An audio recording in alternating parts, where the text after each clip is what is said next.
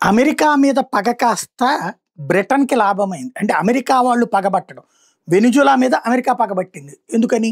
డ్రగ్స్‌కి అది head quarter. Even అక్కడ అధ్యక్షుడు మదురోనే డ్రగ్స్‌కి care of address, drugs dealer.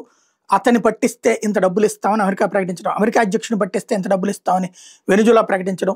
యుద్ధ విమానాలు, యుద్ధ నౌకల్ని తీసుకెళ్ళి అమెరికా అక్కడ పెట్టడం. వెనిజులా మీద యుద్ధానికి వెళ్తుందంటే వెనిజులా మీదకి వెళ్ళట్లేదు గానీ, వెనిజులా నుంచి వస్తున్నటువంటి డ్రగ్స్ పడవల్ని ధ్వంసం చేస్తున్నారు. ఈవెన్ సబ్‌మెరైన్‌లతో వస్తుంటే దాన్ని ధ్వంసం చేస్తున్నారు. షిప్పుల్ని చెక్ చేస్తున్నారు. అమెరికా సీరియస్‌గా ఎఫర్ట్ చేస్తుంది. అదే సందర్భంలో అమెరికా ఆ దేశాలతో యూరప్ దేశాలన్నీ కూడా వాళ్ళకి హెల్ప్ చేస్తున్నాయి.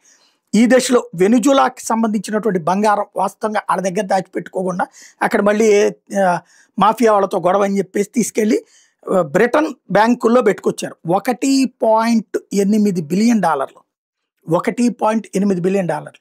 ఇప్పుడు తెలివిగా అమెరికా ద్వారా బ్రిటను అమెరికాని అడ్డుపెట్టుకుని అది ఫ్రీజ్ చేసేసింది. అంటే ఆ డబ్బులు అది మింగేస్తుందన్నమాట. ఇది కొత్త ఎత్తు.